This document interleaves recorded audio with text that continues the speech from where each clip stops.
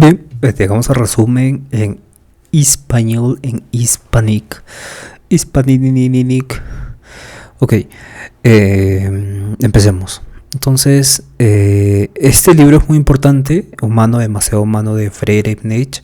Se escribe en 1878 y Nietzsche marca este giro decisivo en su pensamiento, ¿no? Se aleja del romanticismo, se aleja del pesimismo de Schopenhauer y se enfoca más al enfoque científico, crítico de la realidad humana en sí misma, ¿no? Entonces, alguna de las ideas claves de este libro es esa transición de romanticismo al racionalismo, que no solo lo hace Nietzsche, lo hace muchos filósofos en su tiempo también. Entonces Nietzsche reconoce que en su etapa anterior idealiza mucho la existencia. Por eso tiene esta filosofía vitalista, ¿no? Y claramente idealiza la tragedia, los grandes héroes, porque Nietzsche era filólogo, o sea, se encargaba de los textos griegos y latinos propios de su tiempo, con su propio contexto, con términos claros, precisos, y claramente la filología se relacionaba con la tragedia griega, los grandes héroes, los mitos, toda la literatura griega. Pero en este sentido se aleja un poco de ese pesimismo de Schopenhauer y de esta filosofía romántica, ¿no? Y entonces ahora propone en este libro una filosofía que observa al ser humano tal y como es, sin adornos, sin mitos, tal y como es. Entonces, la razón, la crítica toman el lugar de la inspiración poética, ¿no? Porque recordemos que en esta inspiración poética lo dionisíaco y lo apolíneo era una lucha constante. Lo dionisíaco era lo caótico más allá de la razón, y lo Dionisio y Apolo, el apolíneo era el orden, era la razón, lo comprensible, y claramente no había esta dualidad. Entonces, poéticamente hablando, este antagonismo es lo que resalta en la poesía, pero ahora con la razón y la crítica, la filosofía se convierte en una especie de ciencia del hombre, la ciencia del hombre. Entonces, este estilo que hemos leído en español, me expresaría mucho mejor, pero este estilo es aforístico, ¿no? Explica que el libro está compuesto por fragmentos cortos, a veces muy provocadores, que invitan a la reflexión. Se hace preguntas, por eso question es la palabra que trato de referir para connotar las preguntas de reflexión que hace. Entonces, cada aforismo no busca un desarrollo sistémico, sino busca provocar un pensamiento, cuestionar las creencias, estimular la autoobservación. Entonces, Nietzsche adopta este formato porque la verdad humana es compleja, la verdad humana es plural. Entonces es difícil de encerrar en un sistema rígido y fijo y único, ¿no? Y claro, en el prefacio también recalca que rechaza la idea de que la filosofía debe exaltar valores absolutos. Entonces, la moral debe ser rígida, o los héroes deben ser, son modelos de perfección y tienen que ser copiados. Entonces, pero en este prefacio señala que muchas de estas ideas sobre la moralidad, la grandeza, son construcciones históricas, son construcciones psicológicas y no son verdades cotidianas, verdades universales, palpables, ¿no? Entonces la obra busca liberar al lector de esa dependencia de autoritarismo externo, dogmas heredados, y ya vimos esto con la muerte de Dios en sus próximos libros, ¿no? Dios ha muerto. En ese libro específicamente, habló Zaratustra también. Quería escribir un libro hace tiempo, así habló Sapiel también. No sé si voy a darme el tiempo de escribir, estoy con muchos pendientes. Aparte, también estoy buscando la manera de generar ingresos para el proyecto Neumori. Entonces hay muchas cosas que están pendientes y me gustaría viajar también, y que ojalá se logre. Pero bien, entonces el punto está en que la obra busca liberar al lector de las dependencias de los dogmas heredados, ¿no? Y cosa que se va alineando con sus anteriores libros. Hacia habló Zaratustra, también Dios ha muerto, Gaia Ciencia y demás. Entonces el objetivo del libro es examinar al ser humano en su propia realidad, en sus deseos, en sus debilidades, instintos, contradicciones, y mostrar cómo la historia, la religión, la moral van moldeando la vida humana sin que nos demos cuenta. Muchas veces de manera irracional la van moldeando. Entonces lo que se trata es provocar una claridad, provocar un autoconocimiento. Entonces Nietzsche declara su intención usando la ironía, el humor, para desmontar ilusiones, ¿no? Usa exageraciones humanas también.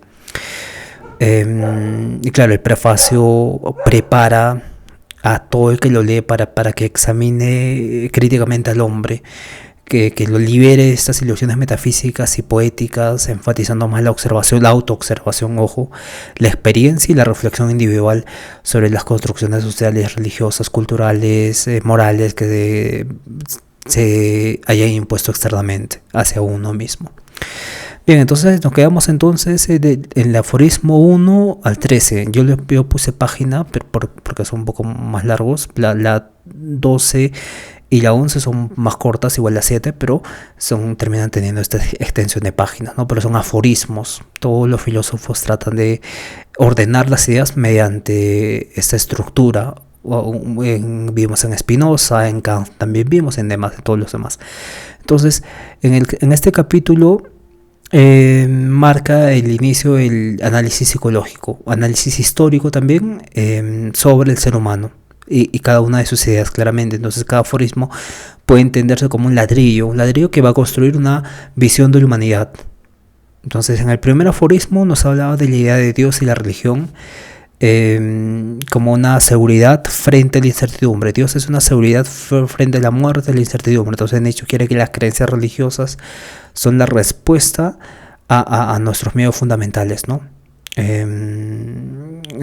Estos miedos fundamentales que surgen de no descubrimiento de la verdad objetiva, de no vivir objetivamente, y el presente, como vimos con el anterior libro, el estoicismo, es la base. De hecho es algo fascinante, ¿no? Todos los filósofos fenomenológicos, Heidegger, Husserl, Platón, cuando se referían a la vida humana misma, el presente era toda la filosofía que se tenía que encarnar en el hombre. El presente, no sé si voy a recordar. El presente es la vida, ¿no? Tenemos que escribir también eso. La vida es el presente y el presente es la vida. En el aforismo 2, las creencias, los valores provienen de las necesidades psicológicas y del instinto de supervivencia. Entonces la verdad pasa a ser secundaria y lo que impulsa la creencia y las ideas es más bien lo emocional, lo social, que se ha referido a la utilidad, ¿no? En el aforismo 3 nos habla de la moral tradicional, que no se basa en la razón, ni se basa en la justicia universal, ni en algo mucho más absoluto, sino se basa en la costumbre, en la autoridad. Entonces, valores como bien o mal son construcciones humanas, históricas, y que se van atrayendo a la sociedad, se convierten en sociales, ¿no? Construcciones sociales. Y en el aforismo 3 nos explica un poco cómo lo que consideramos bueno un tiempo termina siendo malo en otro, y así viceversa. En el aforismo 4 ya empieza a hablar de este concepto de alma, espíritus, que son los intentos de explicar lo inexplicable, ¿no? ¿Cómo explicamos algo inexplicable si no hay evidencia empírica? Entonces la necesidad de narrativas trascendentales surge ahí de la imaginación humana, pero como su contraparte surge del miedo y lo desconocido también. Y claro, en esta parte, luego posteriormente viene la filosofía fenomenológica, que ya trata de explicar estos procesos que no tienen evidencia empírica, pero que son reales en la experiencia humana, ¿no? En el aforismo 5 ya habla de los instintos básicos como la sexualidad, la agresividad, la supervivencia, que son la base de la moral, que son la base de la organización social, ¿no? Y también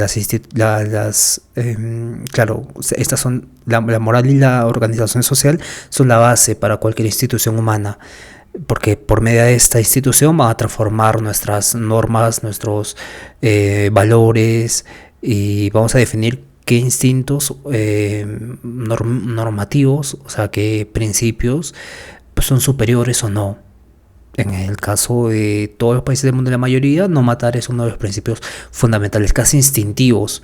Por eso, pero eso viene de la institución, de las instituciones humanas, que tienen de base la moral y la organización social, pero estos a la vez se sostienen en instintos básicos de supervivencia, de sexualidad, de agresividad, que son instintos básicos que se regulan mediante la moralidad y la organización social.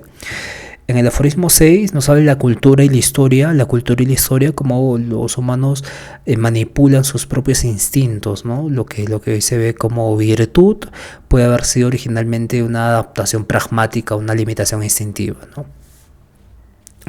En el aforismo 7 surge la idea de superior o también lo grande, que surgen emociones como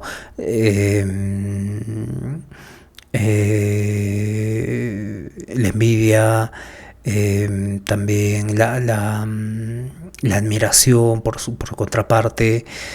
Y claro, surgen de emociones la idea que nosotros tenemos lo bueno, lo grande, entonces no se sustenta en méritos objetivos, sino que la humanidad tiende a crear jerarquías, tiende a crear jerarquías y modelos idealizados para estructurar la sociedad, ¿no? En el aforismo 8 surgen las emociones humanas que son dramatizadas, dramatizamos, exageramos nuestras emociones humanas, entonces los hombres inventan historias grandiosas que den sentido a la existencia en este tiempo, en ese preciso espacio-tiempo temporal, bueno, también es redundante, en un tiempo que den sentido a la existencia, y aunque estas narrativas sean ilusorias, nosotros las idealizamos, como en el caso actual de Elon Musk, John Bezos, o personas de ese estilo, ¿no? Gandhi, que claro, son historias grandiosas, pero claro, las idealizamos y creamos narrativas que son ilusorias para justificar o dar sentido a nuestra existencia. Y esto es muy interesante y hay que reflexionar mucho en esto.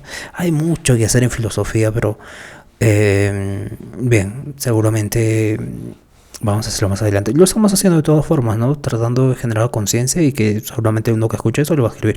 Esperemos. En el aforismo 9 también habla de la libertad del pensamiento y la autoobservación, que permiten al individuo escapar de la ilusión colectiva.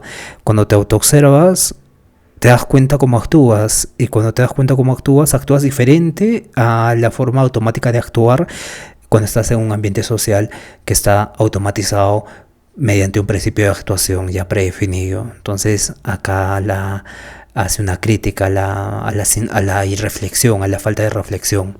Entonces la mayoría sigue ciegamente a tradiciones, religiones, normas sociales, ¿no? Entonces por eso siempre les digo antes, autoobsérvense o tengan mucha fe, tomen conciencia, pregúntense qué pienso, qué siento, como tú conozcas a sí mismos en otro sentido. En el aforismo 10 habla de la ciencia y la filosofía, ¿no? Que estas deben desprenderse de los mitos y los prejuicios. Nietzsche acá hablaba de cómo estaban rivalizadas la filosofía y la ciencia, pero debían unirse, ¿no? Entonces es una crítica constante de ideas y valores, que básicamente esta crítica constante entre ideas y valores es esencial para acercarse más a la comprensión humana, para acercarse más a nuestra comprensión. El aforismo 11 surge también la introspección y la experiencia personal, ¿no? Como son cosas confiables para conocer el hombre más allá de la tradición. La tradición muchas veces se servía y describía al hombre y cómo tenía que actuar. Pero claro, la introspección y la experiencia personal es diferente en cada uno. Entonces, mediante esto, mejor le brindamos el término de confiable para tratar de conocer mejor al hombre, tratar de conocernos nosotros mejor, ¿no? Y no una tradición, una religión, una autoridad externa, sino la introspección y la experiencia personal. Entonces Nietzsche valora mucho esta autoobservación directa de no solo de la conducta, sino que de las emociones también, de nuestra vida interior, ¿no? Más allá de esta especulación abstracta que algo externo pueda definir o decirnos. cosa muy contraria a Hegel, porque para Hegel la autoconciencia surge no en tu cuarto o cuando hay esta introspección, surge cuando sales a la calle y te das cuenta qué piensa el otro de ti. Entonces, aquí podemos hacer una discusión muy interesante si la introspección genera autoconciencia o genera autoconciencia qué piensa otro de ti. Pero claro, acá Nietzsche va un paso más adelante y dice, ya, cuando tú sales a la calle y quieres generar autoconciencia, esa persona está ya impuesta por una regla cultural. Entonces no es su visión pura y fija y no va a ser una guía confiable para el conocimiento de ti, para el conocimiento del hombre, sino que la introspección y la experiencia personal son más confiables. Entonces acá es muy interesante esa discusión y claramente ambos tienen sus puntos de vista, pero Nietzsche da ese paso más. En el aforismo 12 habla de la historia y la evolución de la humanidad, ¿no? Que se comprende mejor desde una perspectiva de adaptación y lucha por la vida. Entonces los ideales trascendentales son estas interpretaciones posteriores a esta perspectiva de adaptación y lucha por la vida. Entonces, estas interpretaciones de idealismos trascendentales no son motores reales del comportamiento humano, ¿no? El comportamiento humano tiende a estos, como mencionaba en la proposición número 5, en el aforismo número 5, la supervivencia, la sexualidad, la agresividad son instintos básicos que son la base de la moral y la organización social, ¿no? Y que esta organización social conlleva instituciones humanas que transforman esas normas y esos valores considerados que se consideran superiores en la actualidad. Bien, entonces llegamos al aforismo 13, el último, y vemos cómo él nos menciona que la felicidad, el sufrimiento, la moral son productos de circunstancias biológicas. El sufrimiento, la moral, por ejemplo, también no solo biológicas, sino que también sociales, históricas, pero que conllevan esta parte de algo externo, algo propio, ¿no? Entonces, pero Nietzsche menciona y reflexiona que no existen estas experiencias humanas universales, porque cada cultura, cada época va a moldear esas nociones de manera distinta, ¿no? Lo que puede ser un sufrimiento para una cultura puede ser no serlo para otro, lo que puede ser una moral para una cultura un tiempo no puede ser para otro, y la felicidad también. Entonces, ahí en el aforismo número 13 está esta reflexión. Entonces Nietzsche establece todas las bases de su propio proyecto crítico, ¿no? Donde el ser humano no es algo noble por naturaleza, ni es algo ni es gobernado definitivamente por ideales universales, sino que tiene esta libertad. Puede ser condicionado por instintos, emociones, contextos históricos, pero puede no serlo también. Entonces la moral, la religión, la cultura terminan siendo construcciones humanas para Nietzsche, que deben analizarse con rigor, con ironía, con autoconciencia. Entonces esa es la parte muy muy interesante de Nietzsche. Pero entonces nos vemos en el siguiente aforismo. Igualmente, para los que estamos acá hablando, leyendo el libro en español, vamos a crear en el siguiente capítulo, igualmente vamos a hacer este tipo de repaso en español para que se entienda un poco del libro, para avanzar de esa forma también, ¿no? Entonces, cuídense todos, conozcanse a sí mismos, autoobsérvense, tengan mucha fe, por favor sean felices y sean conscientes hasta el día de mañana. Cuídense.